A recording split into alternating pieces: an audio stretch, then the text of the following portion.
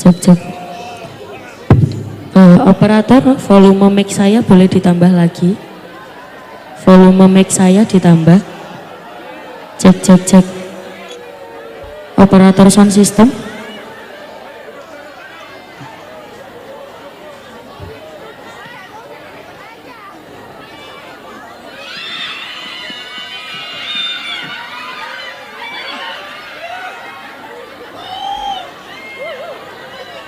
Cek cek lagi, volume boleh ditambah. Nah, lagi cek cek cek, tambah lagi.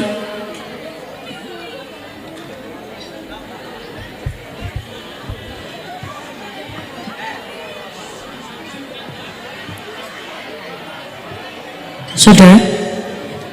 Jangan dengar suara saya jelas. Jelas. Yang duduk semoga rezekinya tambah lancar. Yang berdiri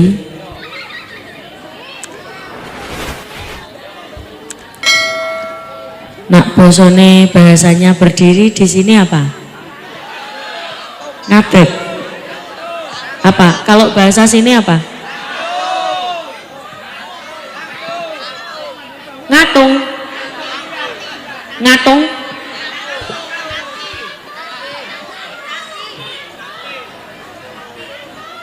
Niku kok netung. Nah, natung. Yang natung. Semoga segera dapat hidayah untuk duduk. Yang penting yang duduk rezekinya tambah banyak. Uangnya tambah banyak. Keturunannya soleh solehah,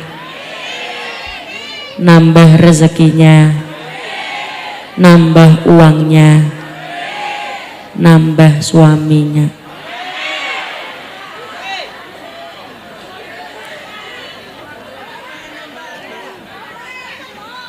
Assalamualaikum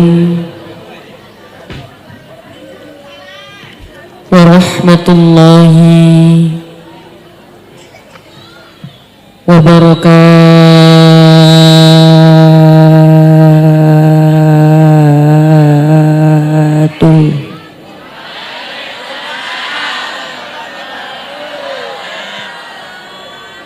Di sini tadi hujan. Ternyata bukan kerupuk saja yang kena hujan melempem. Orang sini kalau kena hujan ya melempem. Rencana ini pengajiannya sebentar apa lama? Mau diluk nopo suwe? Di sini nggak paham bahasa Jawa nggih? Saya akan berusaha pakai bahasa Indonesia. Meskipun tidak seluruhnya. Kalau nanti ada kecerit-keceritnya, ada keperocotnya saya ngomong bahasa Jawa. Kalau jenengan tidak tahu artinya, mengke tanya saja. Ngoten nggih? Ngucap salam itu hukumnya sunnah. Jawab salam hukumnya wajib. Ikut jawab nggih? Ngucap salam itu hukumnya sunnah. Jawab salam hukumnya wajib. Identitas orang Islam ketika bertemu dengan saudaranya itu yang pertama kali ditandai adalah ketika dia mengucapkan salam. Bahkan yang non muslim saja sekarang kalau bertemu dengan orang Islam banyak saya temui sungguh amat sangat menghargai dan mengucapkan salam kepada orang Islam. Ketemu temennya ngucap assalamualaikum, ketemu tetangganya ngucap assalamualaikum, ketemu saudaranya ngucap assalamualaikum. Ibu-ibu sini kalau ketemu dengan tetangganya juga assalamualaikum gitu nggih Bu nggih? Alhamdulillah ya, meskipun saya nggak percaya.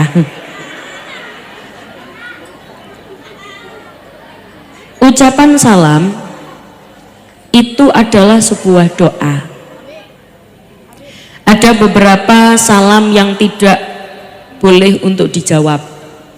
Pada saat kapan? Pada saat imam masjid mengucapkan salam di sholat subuh, tidak perlu dijawab Assalamualaikum warahmatullahi, Assalamualaikum warahmatullahi, jamaah waalaikumsalam, tidak perlu. Yang kedua, ada salam yang ketika jenengan ucapkan, Bapak Ibu ucapkan, tapi jenengan tidak mau mendengar jawabannya. Mengucapkan salam kepada siapa? Mengucapkan salam ketika jenengan lewat di kuburan. Ibu-ibu biasanya kalau lewat kuburan ngucap salam ya? Salam, assalamualaikum ya ahlal kubur. Ngucap napa mboten? Ngucap. Ketika jenengan mengucapkan salam, pengen dijawab atau tidak? Pengen dijawab atau enggak? Padahal sebenarnya mereka yang ada di kuburan itu menjawab. Cuman kita tidak dengar. Andaikan kita dengar, ya coba kita praktekkan saja. Misalnya jenengan lewat di kuburan, terus jenengan ngucap assalamualaikum, terus yang di kuburan jawab waalaikumsalam, mampir mbak.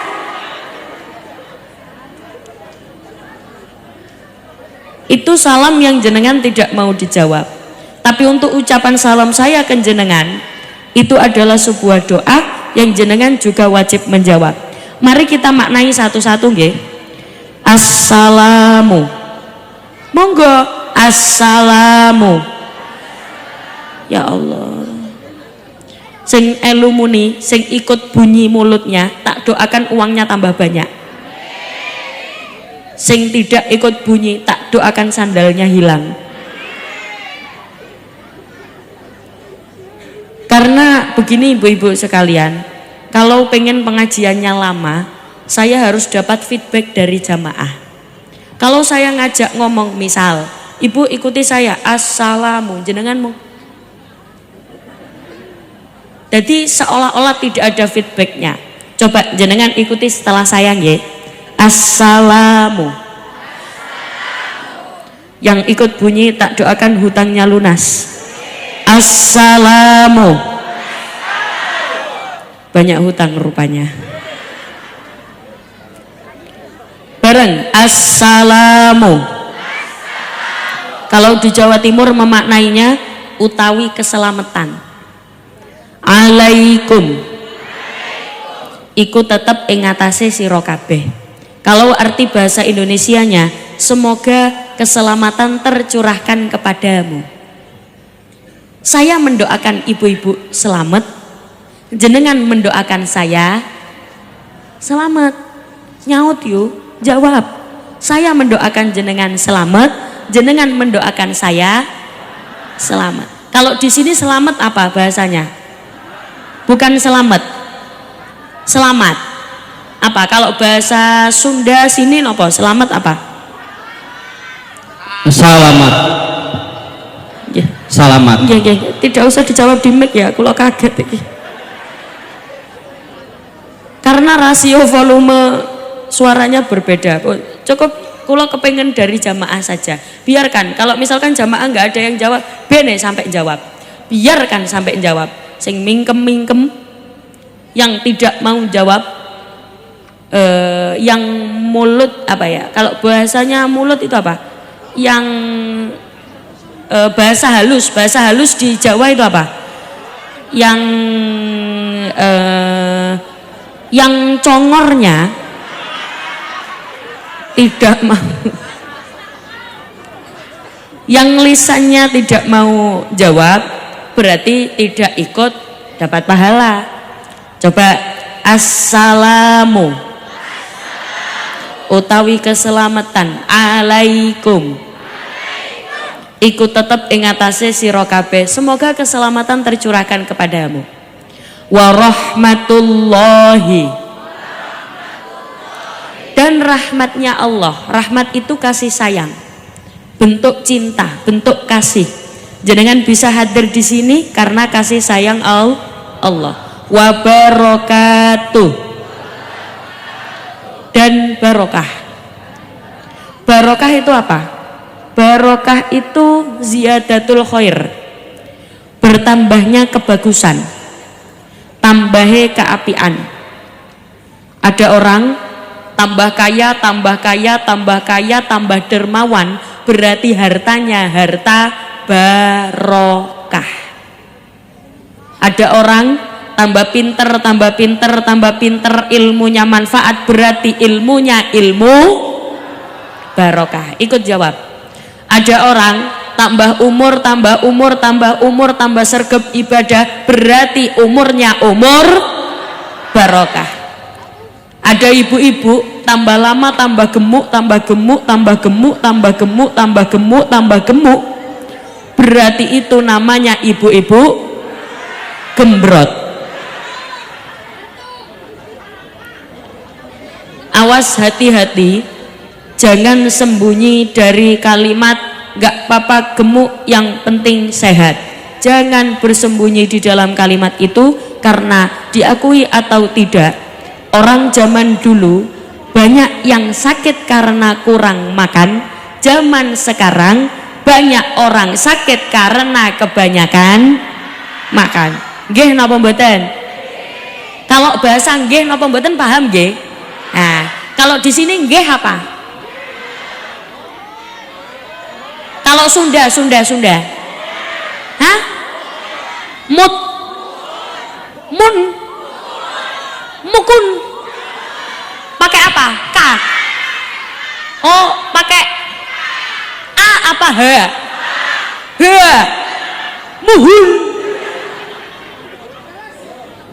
Berarti kalau enggih napa mboten apa? Muhun atau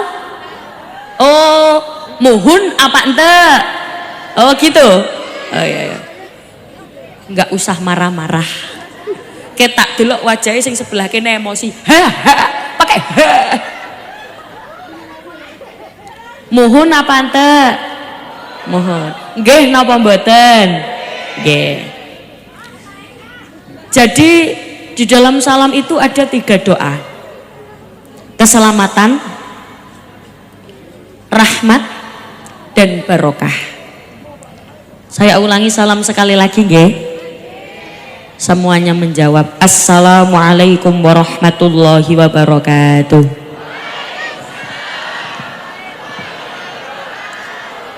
Bismillahirrahmanirrahim.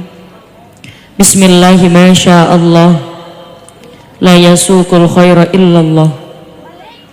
Bismillahi masyaallah. La yasrifus su'a illallah. Bismillahi masyaallah. Ma kana min ni'matin faminallah. Bismillahi masyaallah. La haula wala quwwata illa billahil aliyil azim. Alhamdulillah wa syukrulillah wal khairu wa syarru bimasyiatillah. La haula wala quwwata illa billah. Alhamdulillah, alhamdulillahilladzi arsala rasulahu bil huda wa dinil haqq liyudhhirahu 'ala ad-dini kullihi walau karihal musyrikun. Asyhadu an la ilaha illallah wahdahu la syarikalah wa asyhadu anna Muhammadan 'abduhu wa rasuluhu la nabiyya ba'dah. Ingkang kawula yang saya hormati, para alim, para ulama, sesepuh pinispuh, para bunyai, para kiai yang saya sangat ta'zimi, yang sangat saya taati, serta saya berharap barokah manfaat ilmunya. Wabil khusus segenap tokoh agama, tokoh masyarakat, pejabat pemerintah, segenap warga Desa Maruk,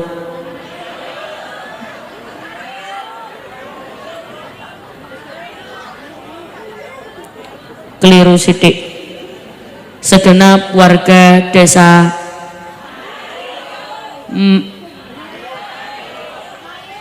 tidak usah marah-marah. Segenap warga desa Maruk, yang penting saya pengennya Maruk. Segenap warga desa Mario ingkang kawula hormati, yang saya hormati pengasuh Pondok Pesantren Al Azhar Abi Hasan, ingkang kawula hormati keluarga besar Pondok Pesantren Al Azhar. Tak lupa ingkang kawula hormati segenap tamu undangan. Kawula hormati ugi Ketua MWC Nahdlatul Ulama Kecamatan Tambak Dalang. Iya wis ngerti dahan. Ingkang kawula hormati Al Ustadz Muhammad Romli SPD MPD. Ingkang kawula hormati Kepala Desa Mario. Bapak Kades ikut hadir. Senyum Pak Kades.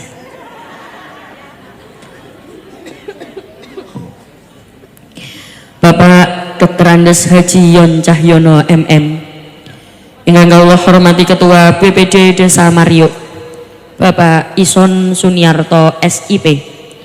Ingkang kawula hormati Bapak Camat Tambak Dahan. Ingkang kawula hormati Bapak Kapolsek Binong apa Binong? Binong apa Binong? Binong. Berarti ini desanya namanya Desa Mario, Kecamatan Tambak Dahan. Binong ini apa? Kecamatan. Oh, berarti desanya desa. Ngomong yuk, desanya desa Kecamatan Tambak Dahan. Yang saya hormati Bapak Dr. Haji Asep Saifullah MPDI selaku tokoh masyarakat dan seluruh tamu undangan yang tidak bisa saya sebutkan satu persatu.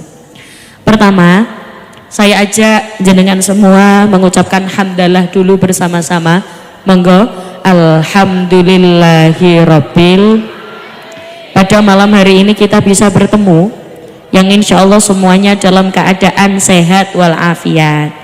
Amin ya rabbal alamin. Ini insya Allah sehat semua nggih? Sehat, alhamdulillah. Jasmani sehat? Dijawab, jasmani sehat, rohani sehat, dompetnya, yang dompetnya tidak sehat tak doakan pulang pengajian dompetnya tebel semua. Yang punya hutang pulang pengajian hutangnya lunas semua. Siapa yang bayar? Ngaji dalu alhamdulillah. Ya Allah, sedih aku jamaah lemes banget kayak ngene. Coba dijawab, ngaji dalu alhamdulillah. Ngaji sampai jam 3. Pret. Jam 3 apa? Jawab lillah. Alhamdulillah. Kayak ngapunten ya, saya tuh kalau biasanya nggih, kalau jamaah semangat biasanya ngene, ngaji dalu alhamdulillah. Jawabnya ikhlas terus sambil tersenyum. Nak wong Mario, kalau orang Mario alhamdulillah.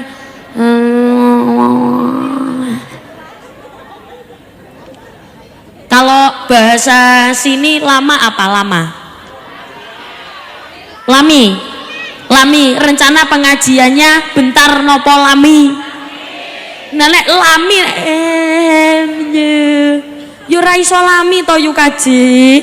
Kalau jenengan tahu panggilan yu? Tahu. Kalau di sini apa?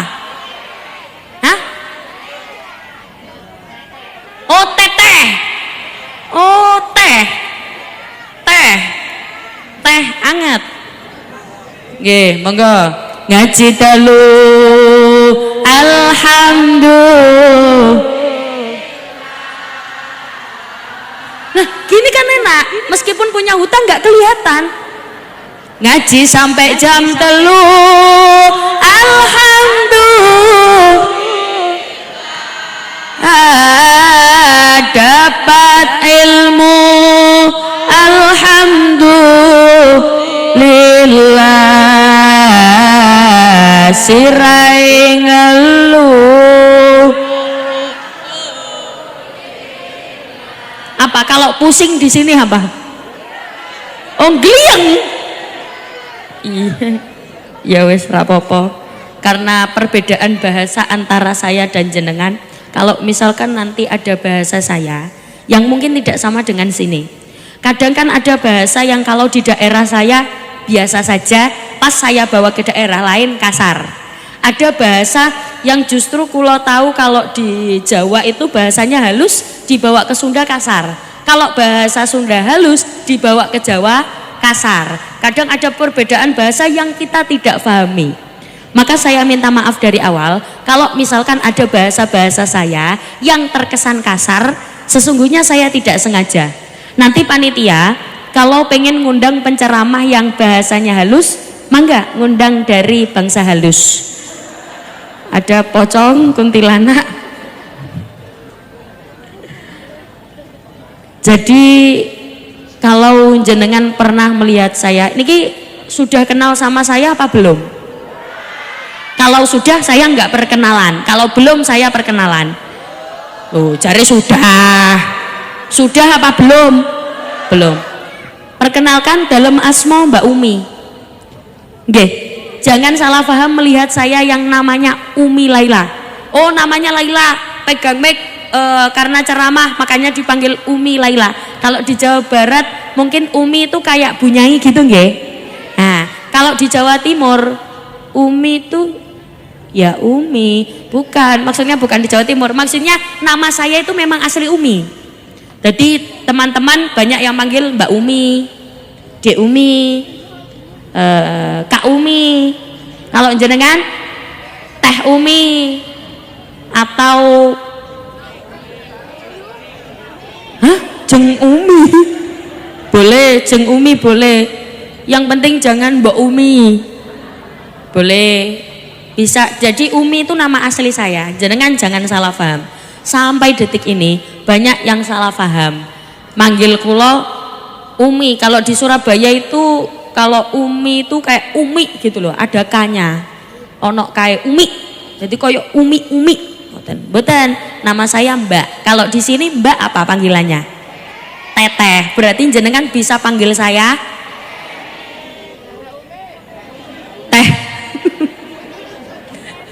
Ya, enggak apa-apa. Teh Umi. Jadi kalau jenengan sudah pernah melihat saya atau pernah mengikuti pengajian saya, pasti tahu ada sholawat yang pasti saya baca. Entah di depan, di tengah, atau di akhir. Sholawat ini pasti saya baca. Tapi khusus sholawat ini, sementara saya tidak diiringi apa-apa dulu, tidak dibackingi oleh siapa-siapa dulu. Khusus sholawat ini fokus ke suara jamaah. Makanya kenapa ketika pengajian saya banyak sekali mengandalkan interaksi dengan jamaah, suara jenengan harus keluar. Karena memang metode dakwahnya memang ngajak ngobrol, ngajak ngomong. Saya nggak mau kalau saya ngomong sendiri. Dan jenengan minta pengajiannya niki diluk bentar nopo lami, berarti kita harus ngobrol satu sama lain. Setuju? Tapi khusus sholawat ini sementara saya tidak diiringi apa-apa dulu. Nanti untuk sholawat-sholawat selanjutnya saya berharap grup sholawat bisa mengiringi saya di lagu-lagu berikutnya. Ini grup sholawat dari pondok pesantren sendiri nggih? Alhamdulillah. Monggo sekarang semuanya khusyuk, khidmat. Yang khusyuk, yang khidmat, semoga semua keinginan kita diijabah oleh Allah. Amin Allahumma. Shallu ala Nabi Muhammad. Salatullah,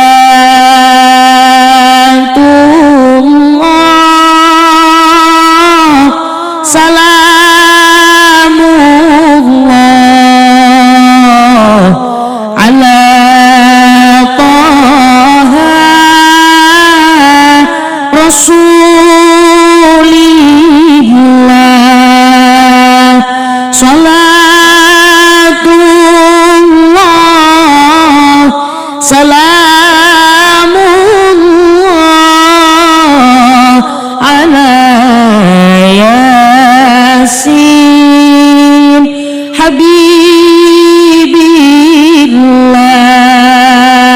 monggo.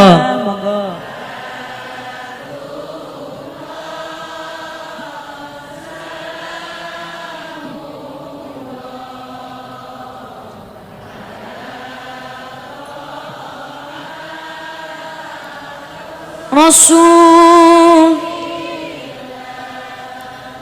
salatullah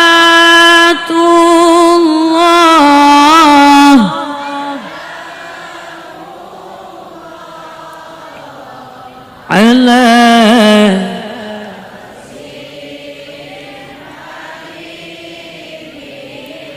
ilahi salimil ummah minal afati wan nikmah wa min hammin wa minhum ma bi ahlil bad ya Allah monggo.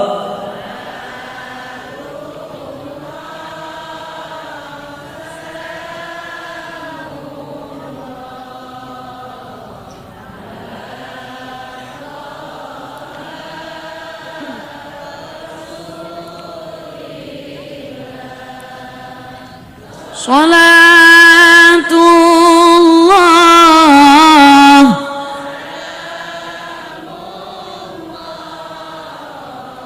ala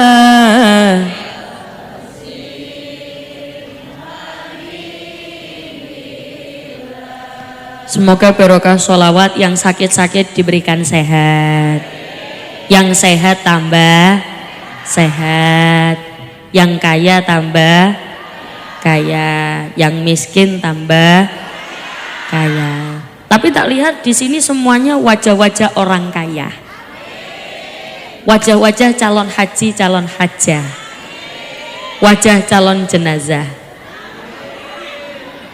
Lah kok nggak mau ki kenapa? Lah semuanya kan calon jenazah toh nggih?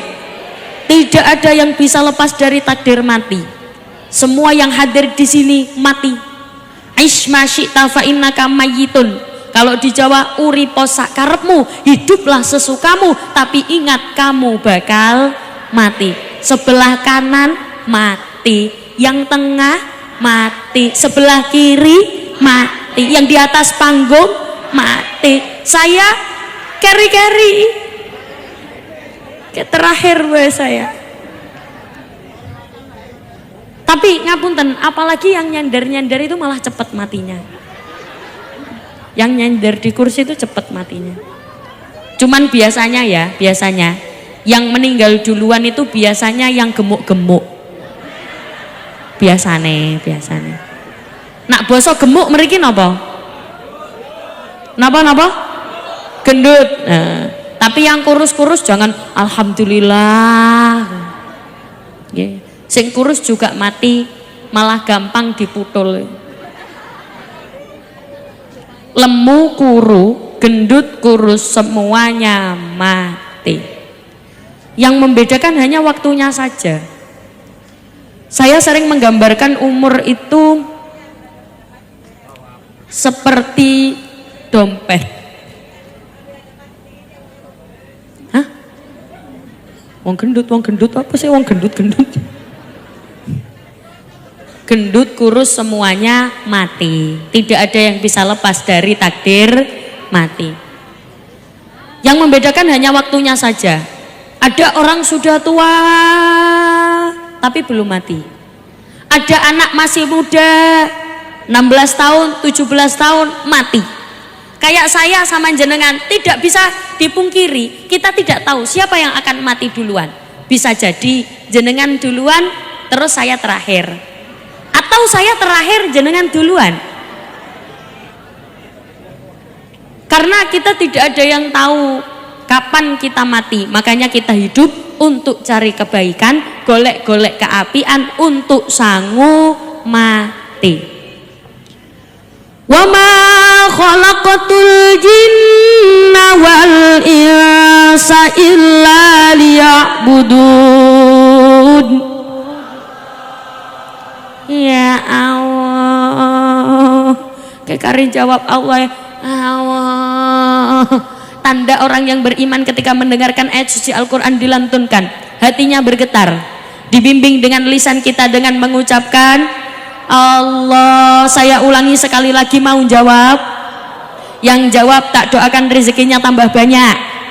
Oke, tak ulangi sekali lagi, konsentrasi, fokus. An'amta alaihim ghairil maghdubi alaihim waladdallin.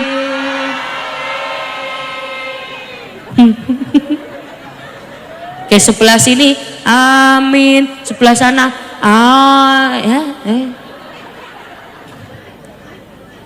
amin apa Allah? Allah apa amin? Amin apa Allah? Terserah jenengan. Tapi menurut saya khusus untuk ayat ini jawabannya amin. Nggak pernah tahu kan ada imam-imami waladhdallin, makmumnya Allah. Saya ulangi sekali lagi. Wa ma khalaqatul jinna wal insa illa liya'budun.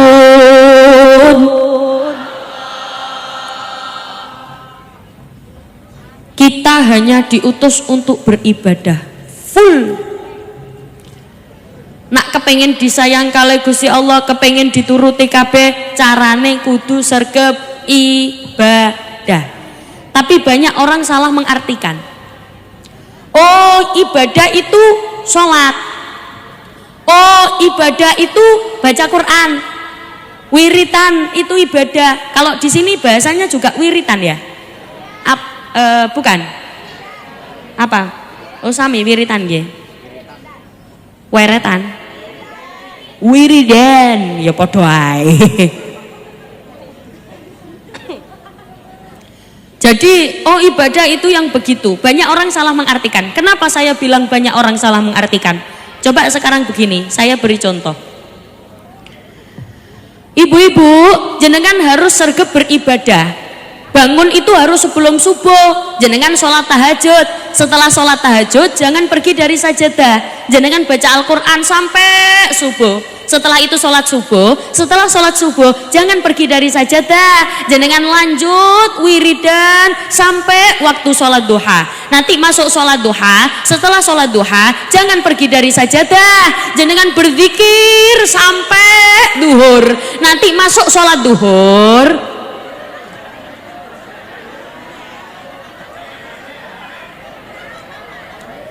apa begitu ibadah? Lah masuk jenengan arep nggak masak bapak-bapak ora kerja, nggak kerja kan boten. Berarti cara memaknai ibadah adalah segala aktivitas kita yang dilakukan, diniatkan untuk beribadah.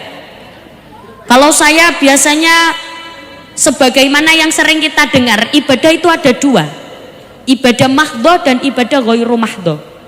Ghairu mahdho itu seperti apa? Kalau ibadah mahdho ya wes kayak sholat, haji, puasa, itu mahdho.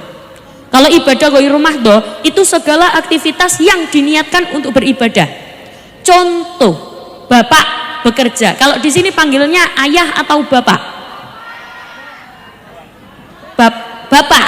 Anak ke ayahnya panggilnya apa? Bapak. Kalau ibu ke bapak panggil apa? Nah, ayang, masya Allah, ya nggak apa-apa, ayang,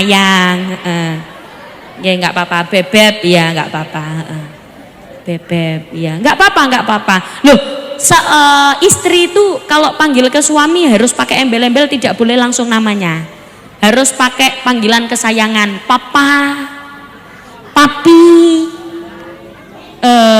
atau kalau di Jawa Timur biasanya panggilannya mas. Kalau orang Sunda panggilnya apa? Oh, Aa. Masya Allah. Aa kemana? Ke kamar mandi? Boleh. Aa boleh. Panggilan Yang penting pakai panggilan kesayangan. Ibadah itu ada dua, ibadah mahdo dan ibadah ghairu mahdo. Ghairu mahdo itu segala aktivitas yang dilakukan untuk beribadah. Misal Aa bekerja. Loh kok guyu? Misal Aa bekerja, di rumah.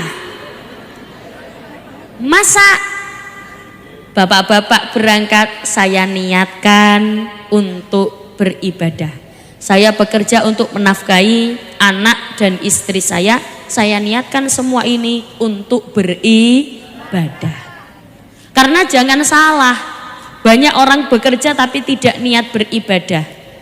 Banyak orang beribadah tapi lupa bekerja. Padahal ngapunten, tugas laki-laki adalah menafkahi. Ada kan laki-laki tidak mau bekerja? Pagi tidur, siang tidur, malam tidur, wis turu wae. Nak basa mriki turu napa? Tidur. Oh, sare. Sare itu bahasa halus apa kasar? Oh, kasar. Sare itu kalau di Surabaya tempat saya itu bahasanya halus. Jadi bahasa halus di Surabaya itu sare. Tilem. Kalau nggih tilem apa kok guyu ngapa?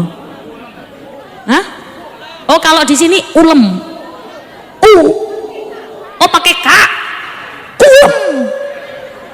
Kulem itu bahasa kasar apa halus? Oh, halus. Kalau kasar sare. Kalau halus kulem. Pakai k. Kalau di Surabaya kasar itu turu. Kalau halus sare. Bon, lanjut. Jadi ada orang itu tidak berniat untuk beribadah. Ini justru malah rugi. Kenapa? Karena innamal a'malu binniyat, segala sesuatu tergantung pada niat. Ibu-ibu berangkat ke sini diniatkan untuk beribadah. Pahalanya sama seperti ibadah. Beda lagi kalau berangkat ke sini tujuannya kepengen bikin status. Beda lagi kalau tujuannya berangkat ke sini hanya untuk menyawang. Tahu menyawang? Menyawang itu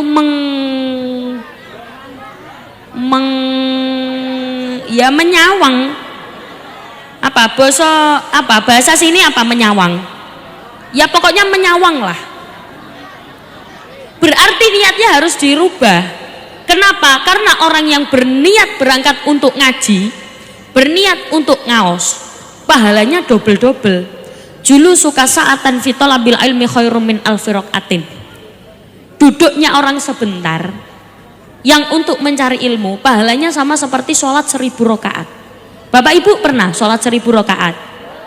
Oh belum? Ya dicoba. Habis ini dicoba nggih. Insya Allah saya jamin iku cuklek iku sikilmu. Shallu ala Nabi Muhammad. Yang penting niatnya bagus-bagus. Atau saya niatkan berangkat saya ke pengajian ini untuk mendidik anak-anak saya.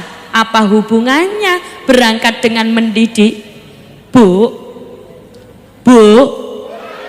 kalau di sini kalau dipanggil jawabnya apa? Bu, hah? Kalau di Surabaya, Bu, dalam gitu. Kalau di sini, Bu, kah, ya, Bu. Ora penak ngono ya. Dalem, ikut saya ya, dalem ya. Ya. Ibu.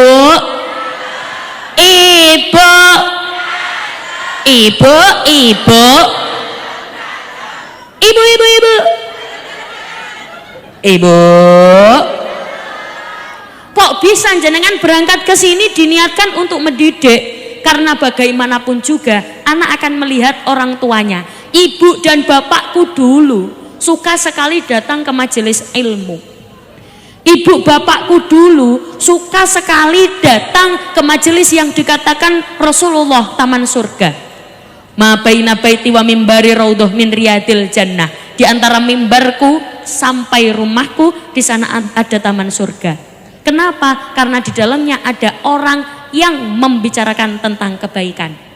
Kenapa sekarang terjadi degradasi moral atau kemerongsotan akhlak? Karena salah satu faktornya adalah kurangnya keteladanan. Tidak ada yang dicontoh. Orang tua kadang tidak mencontohkan. Malah kalau anaknya salah, anaknya didukung, bukan tambah disalahkan. Padahal anak itu biar bagus karakternya, kalau dia salah ya disalahkan, lalu diingatkan, bukan malah dibela. Nggih napa mboten? Kurang keteladanan, kurang contoh. Sekarang begini saja, coba sekarang semuanya tangannya diangkat. Semua. Yang angkat tangan tak doakan bisa berangkat umroh, bisa berangkat haji. Yang enggak angkat tangan tak doakan sandalnya hilang. Oke, sudah diangkat semua. Sekarang coba digerakkan pelan-pelan. Bukan gini ya, bukan. Gini, memutar.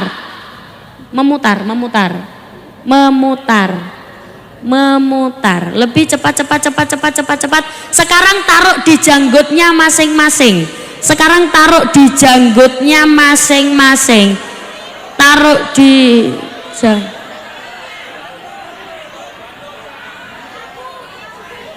saya bilang apa? Janggut. Kenapa pegang batuk kabeh? Kenapa? Saya bilang apa? Janggut. Dagu. Kenapa pegang dahi? Kenapa pegang batuk? Karena contohnya batuk. Maka terbukti kita sering menirukan apa yang orang contohkan. Kita lebih cepat menirukan apa yang dicontohkan daripada apa yang diucapkan. Ibu-ibu bilang ke adik-adik, ke anak-anaknya, nak, sholat nak, jamaah ke masjid nak, nak, ayo nak diramekan musolanya tak nak. Tapi ibunya pagi, siang, malam sing dipegang. Kira-kira anaknya berangkat sholat atau tidak? Kenapa? Sekarang kok masjid-masjid bangunannya bagus-bagus tapi jamaahnya sepi. Karena kita tidak merasa butuh. Orang rumangsa butuh. Kalau merasa butuh pasti berangkat. Sekarang kulo coba buktikan. Masjid di sini di mana ya? Hah? Ini tempat sholat ya? Musola ini buat anak pondok aja apa umum? Umum. Masjid yang umum di mana? Yang umum di mana? Coba. Yang tangannya ndodeng, Bro. Sana, di sana nggih. Masjid di sana, misal. Di masjid di sana ternyata ada pengumuman bagi siapa saja yang besok ikut jamaah sholat subuh di masjid, maka masing-masing akan mendapatkan uang senilai 27 juta rupiah. Ki hujan jenengan berangkat apa mboten? Apa kalau di sini bahasanya berangkat apa? Budal. Apa? Angkat. Mengangkat ini. Ya wis berangkat. Ki posisi hujan, jenengan berangkat napa mboten? Berangkat. Hujan terus. Berangkat. Banjir. Berangkat. Hujan angin. Berangkat. Kenapa? Karena dengar 27 juta. Selama ini kita hanya dengar 27 derajat. Kalau di Jawa ada pujian begini, kalau jenengan tahu, muslimin muslimat monggo jamaah. Ngerti napa mboten? Nak mboten ngerti ora kula lanjut nih. Ganjaranipun 27 derajat. Selama ini enggak ada di bayangan kita 27 derajat itu yang seperti apa. Kita enggak tahu. Tapi kalau dikandani nek diomongi 27 juta rupiah, hujan berangkat, hujan terus berangkat, banjir berangkat. Kenapa? Karena mata duitan. Barang diparingi duit berangkate akas. Akas itu sergap, rajin. Lah kenapa kok anak-anak ini kadang-kadang perilakunya melenceng yang tidak diinginkan oleh orang tua? Karena orang tua kurang memberi contoh. Ketika anak salah tidak disalahkan tapi malah dibela. Kalau Bapak Ibu sering mendengar sekarang banyak sekali berita murid berani kepada gurunya, murid wani nenggone gurune. Kenapa? Karena orang tua mendukung kesalahan anak. Kalau dulu pernah dengar ada peribahasa, guru kencing berdiri, murid kencing berlari. Peribahasa itu sekarang sudah berubah. Guru kencing berdiri, murid mengencingi gurunya. Kenapa? Karena banyak murid berani kepada gurunya. Nggih napa mboten? Saya aja angen-angen, misalkan zaman dulu, ini misalkan zaman dulu ada anak nakal, ada guru nulis di papan tulis, kok dadak anak ini ki melbu roke gurune. Sirahe apa? Kalau di sini sirah apa? Mastaka. Mastaka. Ya Allah. Mastaka. Ada guru nulis di papan tulis, terus mastakanya murid ini dimasukkan ke roknya gurunya. Itu bentuk nakal atau tidak? Nakal. Terus ditegurlah sama gurunya, digepuk, dipukul pakai penggaris, pek, jangan gitu, pek. Kalau ini terjadi di zaman dulu, anak nangis pulang, bapak, aku dipukul sama bu guru pak. Kalau zaman dulu kira-kira yang dimarahin sama bapaknya gurunya apa anaknya? Anaknya yang bakalan dimarahin. Balik apa? Bosok di sini balik apa? Balik. Wih.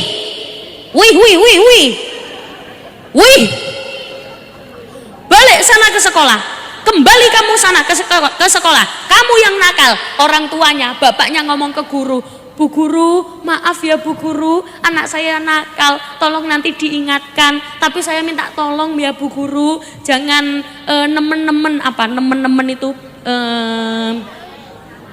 ya jangan nemen-nemen, jenengan bisa mengingatkan anak saya, tapi batasnya begini. Jadi ngomongnya secara internal ke guru, tapi ke anak, bapaknya jelas-jelas menyalahkan anaknya. Tapi kalau terjadi di zaman sekarang, jenengan lihat, ada anak memasukkan mustakanya,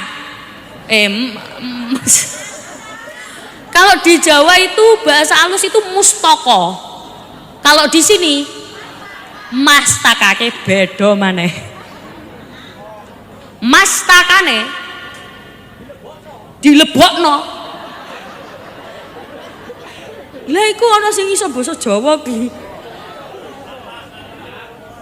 Dimasukkan ke roknya gurunya, setelah itu dipukul pakai penggaris. Pek, anaknya nangis. Bapak, aku dipukul sama bu guru pakai penggaris, Pak. Kalau di zaman sekarang, bapaknya menyalahkan anaknya apa gurunya? Bahkan ada berita, guru dilaporkan ke polisi gara-gara negur muridnya. Ya Allah, Masya Allah, astagfirullah, afdalu dzikri fa'lam annahu.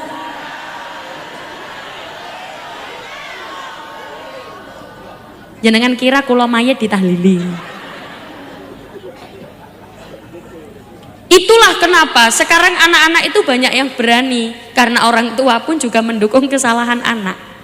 Harusnya orang tua juga menyalahkan kesalahan anak. Do you understand? Yes. Paham ra paham pokoknya muni. Jadi orang sini tuh pintar bahasa Inggris semuanya nggih. Alhamdulillah. Ngapunten, ngapunten. Kalau bahasa Inggrisnya witnya gedang itu apa? Pohon pisang itu bahasa Inggrisnya apa? Hah? Kalau di sini bahasa Inggrisnya apa? Hah? Kedebuk? Hah? Gedebuk? Oh, itu bahasa Inggrisnya pohon pisang. Apa tadi? Gedebuk. Gedebuk. Kalau bahasa Inggrisnya kelapa muda apa ya? Oh, degan, degan. Ya, ya. Kayaknya ini memang benar-benar lulusan Universitas Inggris memang. Kalau bahasa Inggrisnya jatuh, jatuh. Oh, alhamdulillah. Saya. Shallu ala Nabi Muhammad. Semoga yang hadir di sini semuanya anak-anaknya solih-solihah. Anak solih-solihah adalah idaman semua orang tua, betul? Ciri-ciri anak solih-solihah itu bagaimana? Ciri-cirinya bisa dilihat. Ketika di rumah, dia membuat senang. Ketika di luar rumah, dia membuat tenang. Di rumah dia membuat senang, di luar rumah dia membuat tenang. Coba sekarang tak bagi saja. Ini regu A, ini regu B, yang sana regu C. A, B, C. Kalau di sini gitu ya? Ya udah, ini regu A, ini regu B, ini regu C. Regu A, anak solih-solihah ketika di rumah dia membuat senang, di luar rumah dia membuat tenang. Apa regu A guys? Gak masuk. Regu B, anak solih-solihah ketika di rumah dia membuat senang, di luar rumah dia membuat lumayan. Tepuk tangan untuk regu B. Regu A gak masuk. Regu C, anak solih-solihah ketika di rumah dia membuat, di luar rumah dia membuat lebih semangat. Regu C, tepuk tangan untuk regu C. Jumlahnya sedikit tapi senang, tenang. Sekarang mari kita lihat regu medongkrong. Ya. Apa kalau di sini medongkrong bahasanya apa? Nongkrong. Yuk. Anak solih-solihah ketika di rumah dia membuat,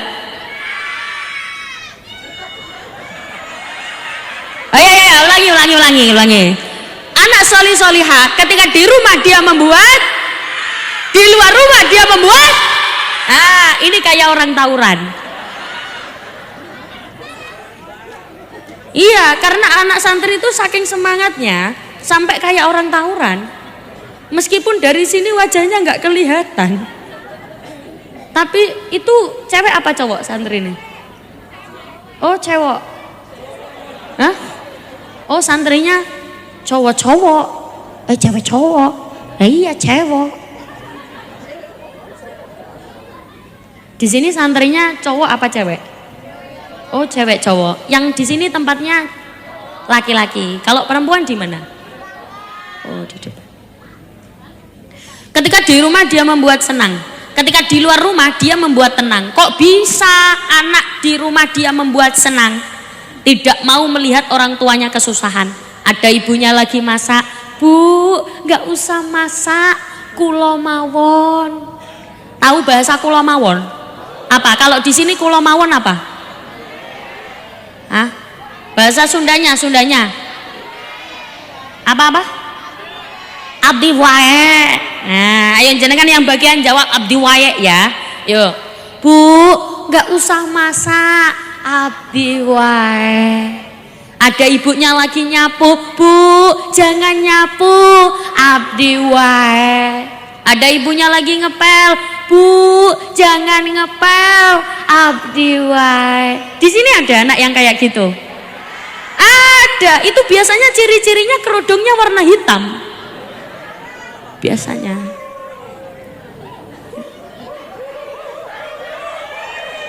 Kok iso itu loh?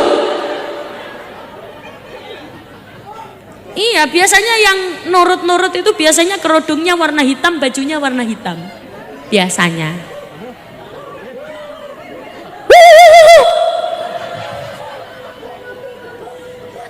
soleh-solehah di rumah dia membuat senang, di luar rumah dia membuat tenang.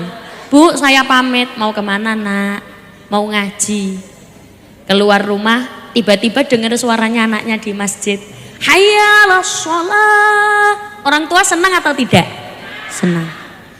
Di rumah dia membuat senang, di luar rumah dia membuat tenang.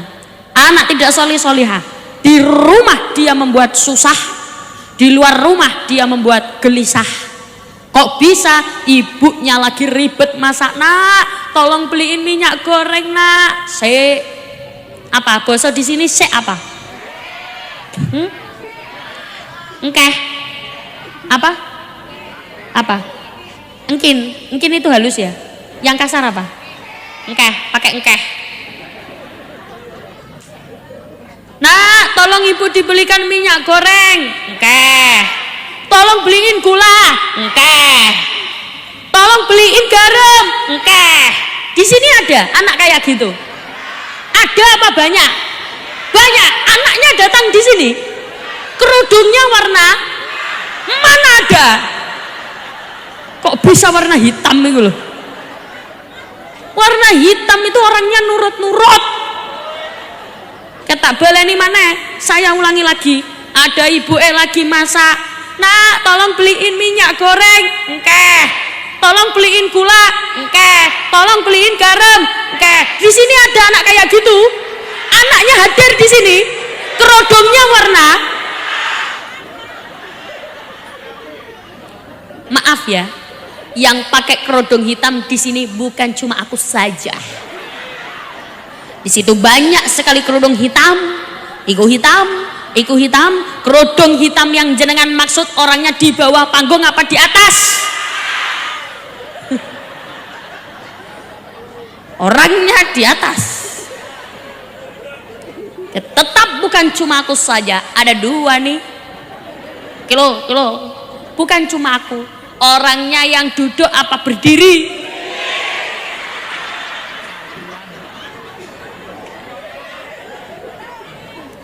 Shallu ala Nabi Muhammad. Maka pentingnya orang tua punya anak soleh-solehah. Kenapa? Siapa lagi yang mendoakan kita kalau bukan anak-anak kita?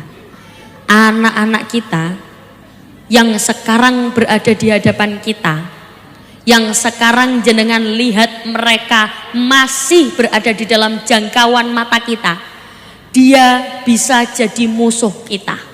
Kok bisa? Karena dia tidak soleh-solehah. Kalau jenengan mengelak, ini sudah ada di dalam Al-Quran. Wa qalu rabbana inna ata'na sadatana wa kubara'ana fa'adalluna sabila. Jenengan ternyata takdirnya besok masuk surga. Ternyata anak gak terima. Wa qalu rabbana, duh Gusti pangeran kula, ya Allah, kok bisa orang tua saya masuk surga sedangkan saya masuk neraka? Padahal saya masuk neraka karena kedua orang tua saya tidak mendidik saya. Orang tua saya tidak pernah mengajak saya ke masjid.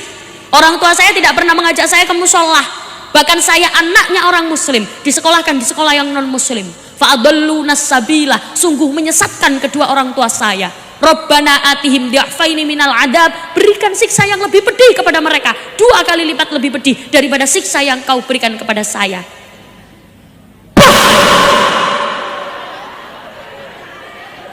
Mereka kenapa bu?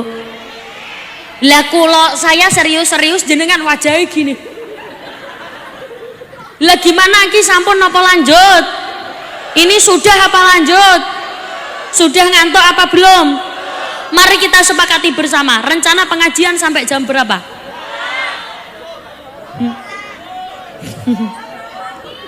Berarti orang sini tuh, kiai-kiai sini kalau ceramah juga berjam-jam gitu ya? Wah, alhamdulillah, domble lambeku yuk.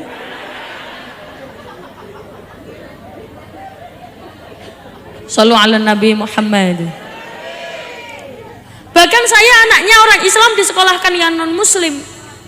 Rabbana atihim di'faini minal adab, berikan yang siksa yang lebih pedih kepada mereka ya Allah. Saya tidak terima mereka di surga, saya di neraka. Saya masuk neraka karena mereka tidak mendidik saya. Jenengan asalnya di surga, ditarik masuk neraka. Gara-gara siapa? Gara-gara anak. Tapi justru sebaliknya. Kalau anak solihah, dia di surga tidak bisa menikmati nikmatnya surga. Ya Allah, kemana orang tua saya ya Allah? Saya tidak bisa menikmati surga. Dari kemarin saya cari orang tua saya, tapi mereka tidak ada, nggak nemu ya Allah. Di mana mereka? Dicari oleh malaikat, ternyata jenengan di neraka paling bawah, paling bawah, paling bawah, paling bawah. Anak protes ke Allah, ya Allah, kok bisa orang tua saya di neraka? Padahal saya masuk surga karena kedua orang tua saya. Mereka memondokkan saya ya Allah. Mereka menitipkan saya ke taman pendidikan Al-Quran ya Allah. Mereka mendidik saya dengan baik. Saya masuk surga karena mereka. Mereka memang sebagai orang tua tidak sempurna, tapi tolong maafkan mereka. Saya tidak akan bisa menikmati nikmatnya surga kalau tidak ada mereka di sini. Tolong bawa mereka ke surga. Jenengan asalnya di neraka, diangkat langsung dimasukkan ke surga. Gara-gara siapa? Gara-gara anak. Do you understand? Iya sopo. Maka kenapa pentingnya anak-anak solihah? Karena orang tua bagaimanapun punya hubungan yang erat dengan anak. Nyun sewu Bu, jenengan jangan sampai hanya usaha saja. Anak saya yang penting sekolah, anak saya yang penting kerja, besok gajinya biar besar. Cita-citanya jadi ini, jadi itu, jadi ini, jadi itu. Tapi anaknya nggak bisa baca Al-Quran. Sedih napa mboten? Sedih. Jenengan waktu nazak, tahu nazak ya?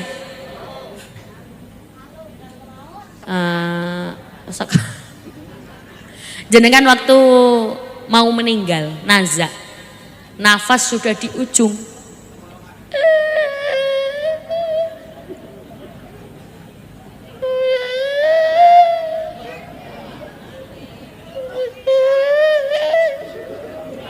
Anak di sampingnya jenengan baca Al-Quran. Bismillahirrahmanirrahim. Alif lam mim. Dzalikal kitabu la raiba fihi hudal lil muttaqin. Anak kedua baca Al-Quran. Bismillahirrahmanirrahim. Tabarakalladzi biyadihil mulku wa huwa ala kulli syai'in qadir. Anak ketiga baca Al-Quran. Bismillahirrahmanirrahim. Yasin wal Qur'anil hakim. Anak terakhir megang tangan ibunya, Bu, kuat Bu. La ilaha illallah. Jenengan nafasnya sudah mau habis. Tapi anak semuanya baca Al-Quran. Jenengan meninggal dunia, banyak yang mendoakan karena anak-anaknya solihah. Kalau anak tidak solihah, jenengan sudah mau meninggal, kata tetangga, ibumu bacain Al-Quran, bacain Yasin. Gak bisa aku, gak bisa baca Al-Quran aku. YouTube aja, YouTube. Kayak murotal kan sama aja. YouTube. Akhirnya dibukain YouTube, diketik murotal, dibuka YouTube ternyata ada iklan Shopee. Seneng apa susah? Susah. Setelah iklan Shopee habis, ternyata yang dipetek, yang diklik keliru, bukan murotal tapi lagu India. Jenengan nafas sudah mau habis, HP bunyi, tuhi cahaya, tuhi apna beraya, are kuchna janume pasahitna he janum, तुझमे रब दिखता है. La haula wala quwata illa. Maka pentingnya punya anak-anak solihah. Semoga yang hadir di sini semuanya anak-anaknya solihah. Amin Allahumma. Shallu ala Nabi Muhammad. Kula yakin yang hadir di sini semuanya orang baik. Karena anak-anak yang baik itu juga terlahir dari ibu yang baik. Apa ada orang tua yang tidak baik tapi anak baik? Banyak. Orang tua baik, anak tidak baik? Banyak. Tapi rata-rata anak yang baik terlahir juga dari orang tua yang baik. Karena mencontoh bagaimana orang tuanya berperilaku. Nah, cara jadi orang baik itu bagaimana? Ternyata di dalam tubuh kita, di dalam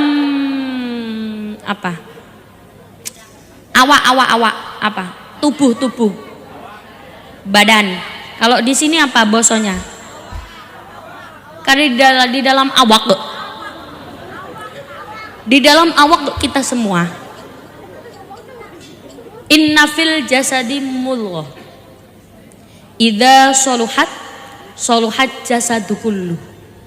Di dalam awak kita itu ada gumpalan darah. Yang dimana kalau gumpalan darah itu baik, maka satu badan semuanya ikut baik. Dari mata, hidung, telinga, semua ikut baik. Kalau gumpalan darah itu baik. Idza fasadat jasadu kullu. Kalau gumpalan darah itu jelek, maka setubuh tubuh dari mata, telinga, lambe, mulut itu,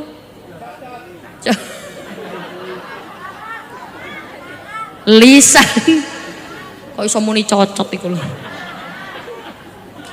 Lisan, semuanya ikut baik. Kira-kira apa segumpal darah itu? Apa segumpal darah itu? Ala wahiyal qalb. Dia adalah hati. Napa Bu? Hati. Sekali lagi, hati. Ada orang itu hatinya baik, ada hatinya yang kurang baik. Lalu bagaimana untuk yang hatinya kurang baik? Kabar gembiranya, hati baik itu bisa dilatih. Saya ulangi sekali lagi, hati baik itu bisa dilatih. Cara melatihnya bagaimana? Jenengan lihat alladzina yunfikuna fis sarra'i wadh-dharra. Bersedekahlah kamu ketika lapang ataupun sempit. Wal kadhiminal ghaidh. Mampu menahan amarah. Wong sing atine apik itu tidak gampang marah. Ciri-ciri orang cerdas itu tidak gampang marah. Berarti kalau ada orang kok gampang marah, berarti kurang cerdas. Ayo jawab, ayo. Ciri orang cerdas itu berarti tidak gampang marah. Kok ono wong gampang marah, berarti dia kurang cerdas. Ada guru gampang marah, secara intelektual, kecerdasan intelektual pintar, tapi secara emosional berarti kurang cerdas. Ada biasanya yang suka marah-marah itu laki-laki apa perempuan ya? Oh laki-laki ya, laki-laki. Misalkan ada laki-laki, ada enggak, saya yakin kalau perempuan itu enggak pernah marah. Saya yakin, karena yakin sekali, saya yakin. Kalau perempuan itu insya Allah enggak pernah marah ya. Karena perempuan yang suka marah itu biasanya ciri-cirinya pakai kerudung warna coklat biasanya. Ya, kalau enggak warna coklat ya kerudungnya warna kuning. Kalau enggak warna kuning ya kerudungnya warna hijau. Kalau enggak warna hijau ya kerudungnya warna hitam enggak. Kalau enggak warna kuning ya kerudungnya warna enggak. Kalau hitam itu orangnya sabar dan lemah lembut. Kalau ada laki-laki, ada bapak-bapak kok gampang marah, berarti bapak-bapaknya kurang cerdas. Loh, berarti ciri-ciri orang cerdas bagaimana? Menanggapi segala sesuatu yang pertama kali dia pikirkan adalah dirinya sendiri dulu. Ada perempuan, ada ibu-ibu gampang marah berarti ibu-ibunya kurang cerdas. Iya ya, kurang cerdas. Lah ciri-ciri yang cerdas bagaimana? Kalau misalkan ngelihat ada bapak-bapak kok ngasih uang belanja kurang, kok ada bapak-bapak dimasain nggak cocok, itu kalau orang cerdas introspeksi. Maaf yo A, panggil A toh. Maaf yo A, iyo gak apa-apa. Maaf aku sering marah-marah, maaf masakannya nggak enak, introspeksi begitu. Begitupun laki-laki, bapak-bapak, kalau kecerdasan emosionalnya tinggi, EQ-nya tinggi, berarti tidak gampang marah. Kalau ada bapak-bapak gampang marah, berarti kurang cerdas. Ada perempuan, ada ibu-ibu kok marah, weh. Ono bapak-bapak, dia introspeksi ke dirinya sendiri. Maaf yo maaf ya dek. Kalau di Jawa panggilnya dek, kalau di sini apa ya? Oh neng. Maaf ya neng, Aa kurang mengayomi, Aa kurang bisa ngeramut. Apa? Kalau di sini ngeramut apa? Ngerawat apa? Bahasa Sundanya ngerawat apa? Apa ya? Mengayomi. Ya wes, maaf ya dek, maaf ya neng, Aa nggak bisa, kurang mengayomi. Maaf ya neng, Aa kurang menyayangi. Maaf ya neng, Aa kurang merangkul. Makanya izinkan Aa merangkul yang lain. Misalkan. Betul. Mboten loh. Apa kalau mboten di sini apa mboten? Mboten itu kalau di Jawa halus. Kalau di sini apa? Ente itu halus apa kasar? Kasar. Kalau halusnya apa? Sanes. Sami mawon apa? Beda, tetap beda. Saya kalau pakai bahasa Indonesia tetap agak mikir. Apalagi ngomongnya sama orang yang di luar bahasa Jawa itu agak muter otak, agak mikir. Paham bahasa Jawa? Paham, tapi diajak ngobrol. Itulah makanya saya berusaha pakai bahasa Indonesia. Sebenarnya bukan karena jenengan kurang nyantol, tapi memang nggak paham bahasanya. Logatnya beda, bahasanya sama, tapi logatnya beda. Kalau saya itu biasanya kalau ngomongnya bahasa ini lah nggak gitu bu, lah kalau serius-serius ya saya bahas serius toh sama jenengan. Ke sebelah sana ada yang gini ya nggak apa-apa, karena berarti itu bagaimanapun juga bu, kalau ada orang yang sedang ngomongin kebaikan itu setan nggak suka. Setan ora seneng. Ada setan namanya setan bokong. Diajak pengajian kayak gini, duduknya minggir nganan, miring ngiri. Kalau ada ibu-ibu yang duduknya kayak gitu berarti dia sudah kena setan bokong. Ada setan namanya setan angop. Diajak pengajian, loh jangan dikira saya nggak kelihatan, saya di atas panggung gini kelihatan, sebelah sana. Apalagi angop itu menular. Ada temannya, bisa-bisa semua jejere angop kabeh, nguap semuanya. Bukan hanya kebaikan yang menular, kejelekan juga menular. Kalau di dalam taklim muta'alim, anil mar'ila tas'al wasal angkorinihi fa innal korina bil mukorini yaqtadi. Jak takon saka wonge, jangan tanya ke orangnya, deloken kumpulane, lihat kumpulannya. Sebab wong bakal katut marang sing dikumpuli, dia akan ikut dengan orang yang dikumpuli. Oh, belum tentu. Kalau orang orangnya baik, meskipun dia kumpul dengan orang-orang tidak baik, dia tidak akan ikut tidak baik, dia pasti baik. Bu, ibu, sedikit banyak kita pasti akan terpengaruh dari lingkungan kita, betul? Makanya kumpullah dengan orang-orang soleh. Anak-anak kumpulkan dengan kiai. Kalau tidak bisa jadi kiai, minimal bisa jadi santri. Semoga semuanya anak-anak yang hadir di sini anak-anaknya solih-solihah. Yang mondok di sini juga solih-solihah. Yang bisa mendoakan kedua orang tuanya.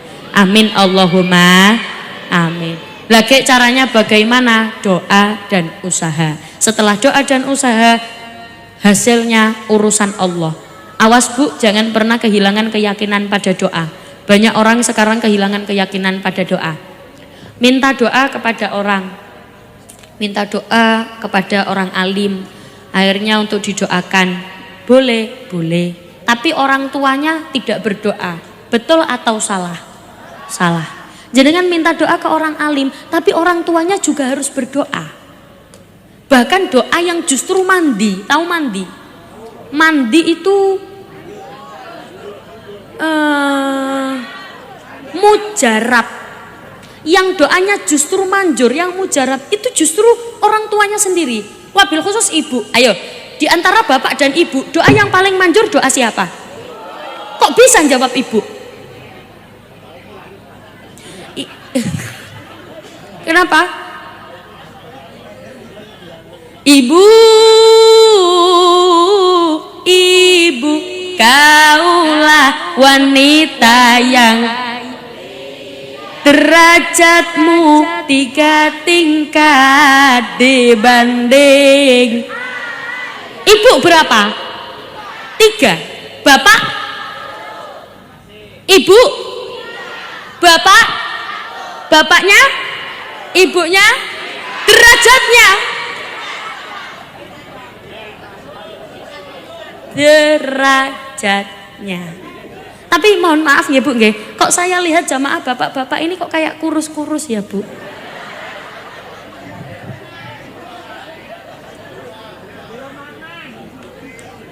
Betul, saya melihat wajah aura-auranya ibu-ibu tuh seneng gitu loh, kayak gitu. Kok lihat bapak-bapak kayak sumpek ngono loh Bu.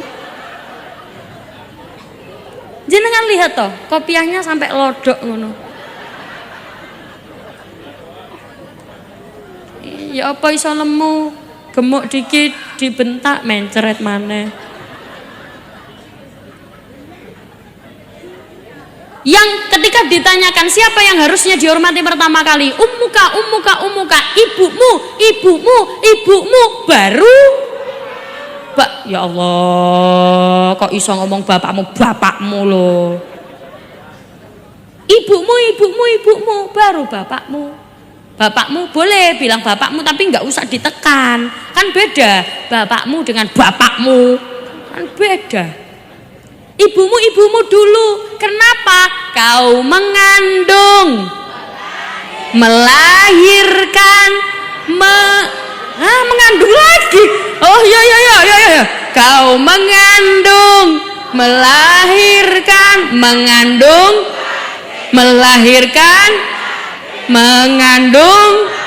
melahirkan. Lah gitu loh, ono sing anake sampai 12. Berarti kan saking surgane ibu. Apalagi kayak ngapunten. Ayah saya itu istrinya 4 anaknya. Anaknya 4, istrinya 1. Sebentar toh. Ayah saya itu istrinya 1, anak ayah saya itu istrinya 4 anaknya. Ya apa sih? Anaknya 4, istrinya 1. Lah ayah saya itu istrinya 4, istrinya anaknya 4. Iku lah pokoknya. Jadi orang tua saya itu putranya 4. Saya anak pertama. Adik saya 3. Cowok semua. Laki-laki semua. Saya anak pertama. Pas ibu saya melahirkan anak pertama, saya tidak datang.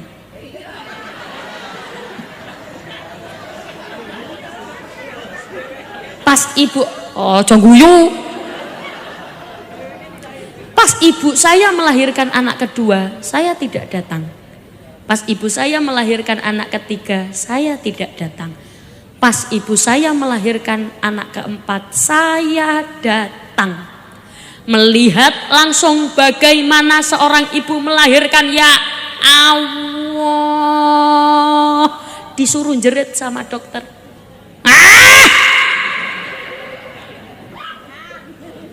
Disuruh jerit. Lah dokter, ya Allah, kayak tukang parkir.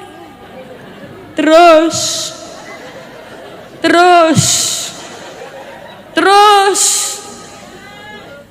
Loh, tapi jangan salah, terusnya dokter itu mahal. Makanya kenapa ada hal dipegang dengan orang yang berbeda, itu harganya beda juga. Sama seperti batu. Batu dipegang oleh kuli dengan tukang, harganya beda, betul? Misal dipegang oleh kuli, batu dipegang sama kuli misalkan harganya 50.000. Dipegang sama tukang harganya bisa 150, bisa 200.000. Beda lagi kalau batu ini tadi dipegang oleh dokter, harganya bisa 200 juta. Batu ginjal. Berarti beda yang pegang, semakin mahal harganya. Itulah kenapa ilmu itu mahal. Ilmu itu mahal. Makanya anak-anak harus jadi yang berilmu. Sekolah kedah pinter, sekolah harus pinter, ngajinya juga harus pinter. Jangan sampai tidak bisa membaca Al-Quran. Belajarnya pelan-pelan saja, ya tidak usah dipaksa, sesuai dengan kemampuan anak. Memang zaman sudah berubah, Bu. Pembelajaran tidak bisa disamakan ke zaman dulu. Anak-anak sekarang kecil-kecil itu belajarnya lebih senang pakai lagu. Sunan Gresik Maulana Malik Ibrahim.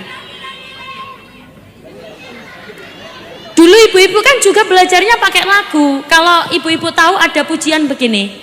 Kanjeng Nabi Muhammad lahire ana ing Mekah dina Senin 12 Maulud tahun. Ya, meskipun cuma apel.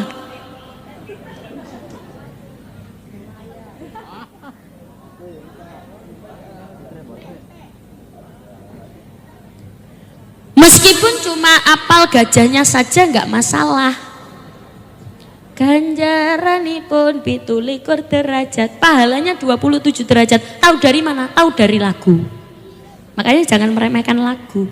Atau ada lagu begini. Kanjeng Nabi Muhammad lahire ana ing. Nah, itu kan juga belajar. Adik-adik sekarang justru malah lebih hafal lagu-lagunya daripada ibu-ibu. Sebenarnya tidak masalah karena lagu-lagunya kan ada kebaikannya, ada ilmunya. Kalau orang yang nggak pernah tahu memang seperti aneh. Ada pujian di masjid, kaping telu wasik, bocah cilik-cilik uga marang sedulur. Itu lagu apa itu? Ya memang seperti lagu apa gitu loh. Tapi kan ada sholawatannya. Ya Rasulullah salamun alaik. Kaping telu asyik, Sunan Gresik Maulana Malik Ibrahim, boleh. Ada sholawatannya. Memang seperti lagu apa gitu, tapi sambil belajar, Bu. Coba, Sunan Gresik Maulana Malik, Sunan Ampel, Sunan Giri, Sunan Bonang, Sunan Derajat, dan Qasim, Sunan Kalijogo, Sunan Muria, Sunan Kudus, Farsodik, Sunan Gunung Jati Syarif. Oh. Adik-adik sekarang semuanya diam, tangan taruh di mulut, sekarang ganti ibu-ibunya. Adik-adik diam ya, diam. Yuk ibu-ibu, Sunan Gresik, Sunan Ampel,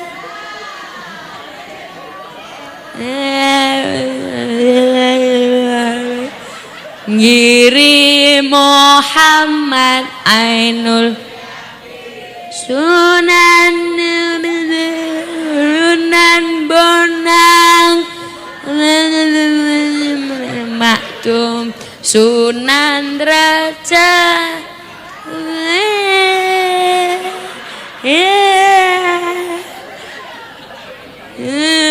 Sunan Ngalijo, gak apal. Adik-adik lo apal, lare-lare. Lah terus gimana? Ya nggak masalah, Bu.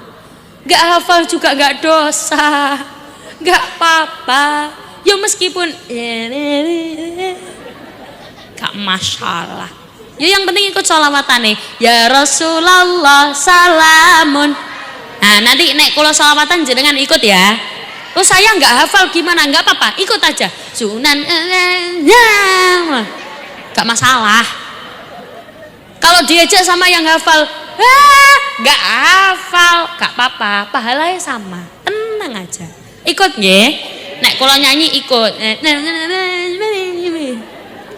Pahalanya sama. Baik, maka dengan berakhirnya lagu tadi berakhir pula perjumpaan kita pada malam hari ini. Sampai. Oh, jenengan masih kuat di sini? Nggak capek? Kuat di sini? Ya sudah di sini aja, saya pulang.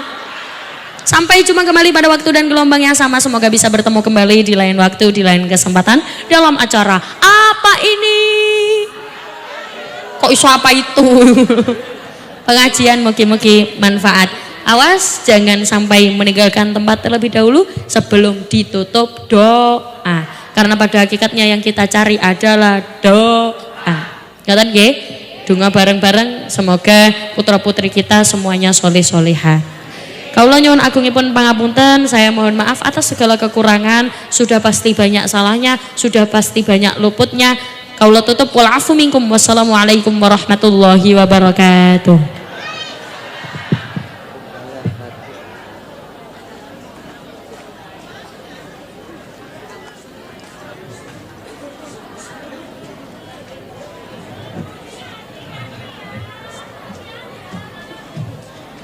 Terima kasih kepada Ustazah Ning Umi Laila yang sudah memberikan tausiahnya. Semoga bermanfaat untuk kita semua.